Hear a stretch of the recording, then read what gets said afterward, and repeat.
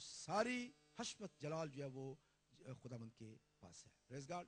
तो रोजे के बारे में सीखते हुए हमने पिछली दफा ये देखा था कि जब हम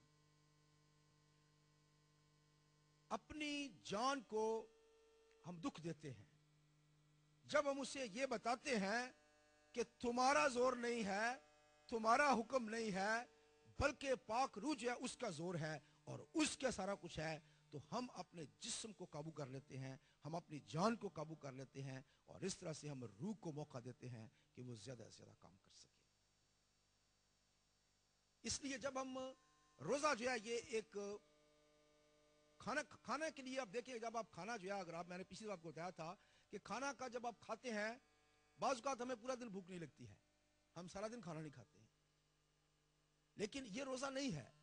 ये आपको भूख नहीं लगी, आपने खाना नहीं खाया, लेकिन जब आपको भूख भी लगी हो, खाना भी आपके सामने हो, उस वक्त जो है उसको रोक लगा देना और उसको छोड़ देना जो है, ये जान को दुख देना है कि जिस चीज की उस वक्त उसको खास है वो उसे ना दी जाए। इसी तरह से जिस तरह से हम खाने के लिए रोक लगा देते हैं, हर वो चीज जो हमारी जिंदगी के अंदर हमारी जान की ख्वाहिश है, हो सकता है कि हमारा आज दिल कर रहा है कि मैं टीवी देखूं, मैं सिनेमा में जाऊं, मैं ये भी काम करूं, वो करूं, ये करूं, उन तमाम चीजों के ऊपर रोक लगा देना, उनको बंद कर देना आसान काम नहीं है, और यही रोजा है। रोजा महज खाने के ऊपर रोक लगाना नहीं है, बल्कि हर वो चीज जो है जो हमारी जान चाहती है करने के लिए, उसको ना करना। इसीलिए इसको बाइबल के अंदर जान को दुख देना के नाम से भी कहा गया है। और हमने देखी है कि खुदावंद के कलाम के अंदर बेशुमार मिसालें हैं जहां पे लोगों ने रोजा के जरिया से अपने आप को नीचा किया और खुदा को ऊंचा किया ताकि खुदा काम कर सके।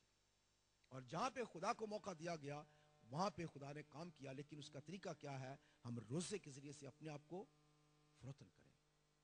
हमने पिछली दफा एक मिसाल देखी थी अज़रा की किताब में कि किस तरह से उन्होंने रोजा के जरिया से कामयाबी से वो खतरनाक रास्ता जो है वो तय किया जहां पे चोर थे, डाकू थे और खतरा था कि रास्ते में उनके ऊपर हमला हो सकता था, लेकिन उन्होंने बादशाह के पास जाना कबूल नहीं किया, उसके पास से फौज जो है वो तलब नहीं की, बल्कि उन्होंने खुदा के ऊपर भरोसा किया कि खुदा जो है वो हमें वहां ले जा सकता है। दूसरी मिसाल हम देखते हैं दूसरी तवारीख में, उसके 20 बाब में, 2 क्रॉनिकल चैप्टर 20,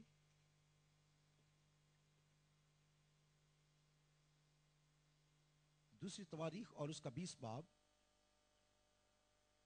और उसकी पढ़ेंगे जी पहली आयत से लेकर उसकी तीसरी आयत तक पढ़ेंगे जी। बनी मुआब और बनी अमून और उनके साथ बाज अमूनियों ने यहूसफत से लड़ने को चढ़ाई की।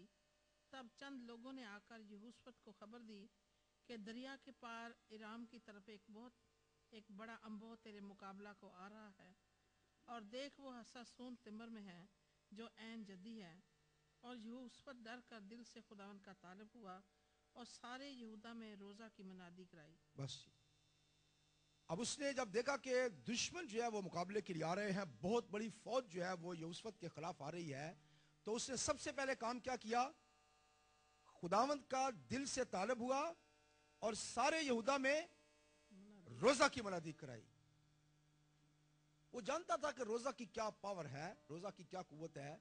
दुश्मन से मुकाबला के लिए रोजा जो है वो सबसे ज्यादा कारगर चीज है।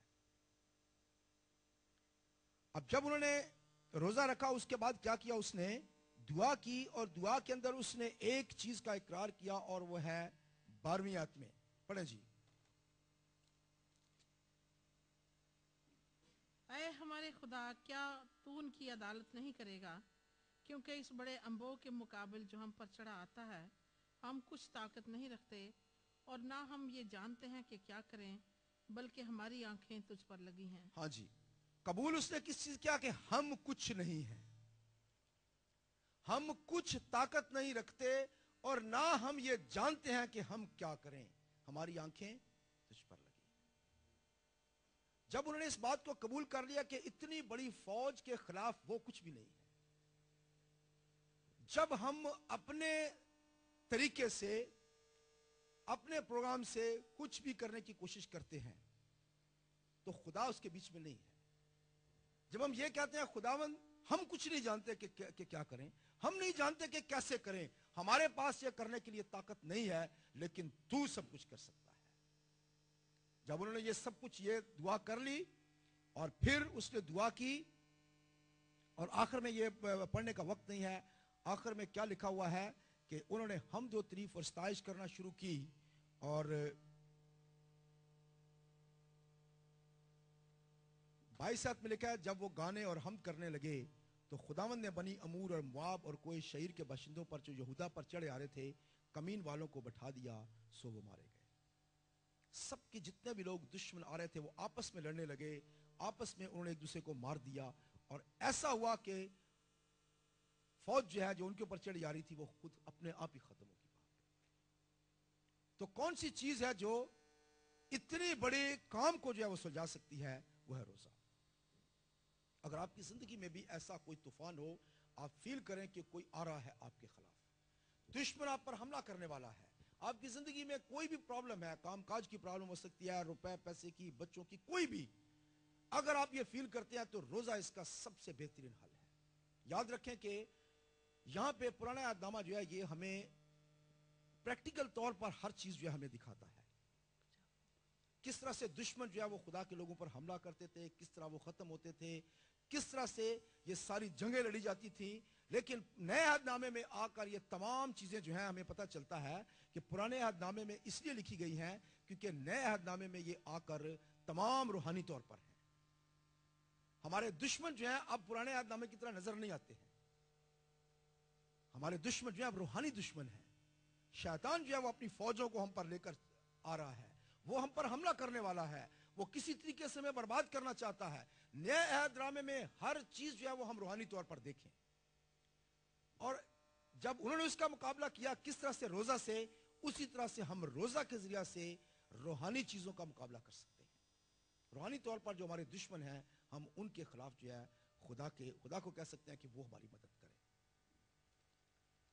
خدا یسوع مسیح نے جب اپنی خدمت کا آغاز کیا تو انہوں نے خدمت کا آغاز جو کیا انہوں نے روزے سے کیا. انہوں نے اس سے پہلے کہ انہوں نے منادی کرنا شروع کی, اس سے پہلے کہ وہ پبلک میں آتے کچھ کہتے, سب سے پہلے جب انہوں نے بپتسمہ لیا تو بپتسمہ لینے کے بعد ان کا نیکسٹ سٹیپ کیا تھا؟ فوری طور پر 40 دن کے روزے میں خدا یسوع مسیح چلے گئے. یاد رکھیں خدا یسوع مسیح نے 40 دن کے روزے نہیں رکھے تھے, انہوں نے ایک روزہ رکھا تھا. ایک روزہ تھا ان کا پورا 40 دن کا کنٹینیوسلی. اور یہ کیوں تھا؟ کیونکہ خدا یسوع مسیح کے سامنے جو ہے ایک بہت بڑا پروجیکٹ تھا روحانی طور پر. اب شیطان جو ہے وہ ان کے سامنے تھا کہ ان کو ابھی خدمت میں آنا نہیں چاہتا تھا کہ وہ نہ خدمت کریں, نہ وہ اپنی اس خدمت کو شروع کریں, نہ وہ منادی کریں, نہ لوگوں کو بتائیں کہ کیا ہونے والا ہے, اور وہ کوشش کرتا تھا کہ خدا یسوع مسیح کو ختم کر دے. اور اس وجہ سے بیابان کے اندر خدا یسوع مسیح کا 40 دن تک جو ہے وہ شیطان سے مقابلہ ہوتا رہا, اور 40 دن تک خدا یسوع مسیح نے جو ہے وہ شیطان کا مقابلہ کیا کیونکہ وہ روزے میں تھے. اور خدا یسوع مسیح ایک انسان تھے, خدا تھے, انسان تھے, لیکن اگر خدا کے طور پر اگر وہ شیطان سے لڑتے تو شیطان کہتا یہ کون سی بڑی بات ہے, تم خدا ہو, تم لڑ سکتے ہو, تم مقابلہ کر سکتے ہو. لیکن خداوند یسوع مسیح کو انسان کے طور پر, ایک آدمی کے طور پر جو ہے وہ مقابلہ کرنا تھا تاکہ وہ ثابت کر سکے کہ میں آدم کے لیے لڑنے آیا ہوں. وہ تیر جو تم نے پہلے آدم پر چلائے تھے اس کو تم نے ہرا دیا, اس کو تم نے شکست دے دی. اب میں ایک انسان کے طور پر کھڑا ہوں اور تم مجھے ہرا کے دکھاؤ. اور ایک انسان کے طور پر خدا یسوع مسیح نے اس کا مقابلہ کیا, اور انہوں نے خدا کے پاک روح کو یہ موقع دیا کہ وہ زیادہ سے زیادہ قوت میں رہے. اور کیا ہوا؟ خدا یسوع مسیح جو ہے اس سے جیت گئے. اور خدا کے کلام میں لوکا کی انجیل اس کے 4 باب کی پہلی آیت اگر آپ پڑھیں تو آپ کو پتہ چلے گا کہ وہاں پہ ایک نہایت اہم بات ہے. پڑھیں جی, لوکا کی انجیل اس کا 4 باب اور اس کی. پھر یسوع روح القدس سے بھرا ہوا یردن سے لوٹا اور 40 دن تک روح کی ہدایت سے بیابان میں پھرتا رہا, اور ابلیس اسے آزماتا رہا. ان دنوں میں اس نے کچھ نہ کھایا. اب یہاں پہ لکھا ہوا ہے کہ خدا یسوع مسیح جو ہے وہ پاک روح سے بھرا ہوا شیطان کے مقابلہ کے لیے آیا, اور اس کے بعد جب اس نے شیطان کو ہرا دیا تو اگر آپ دیکھیں لوکا کی انجیل اس کا چوتھا باب اور اس کی اگر آپ پڑھیں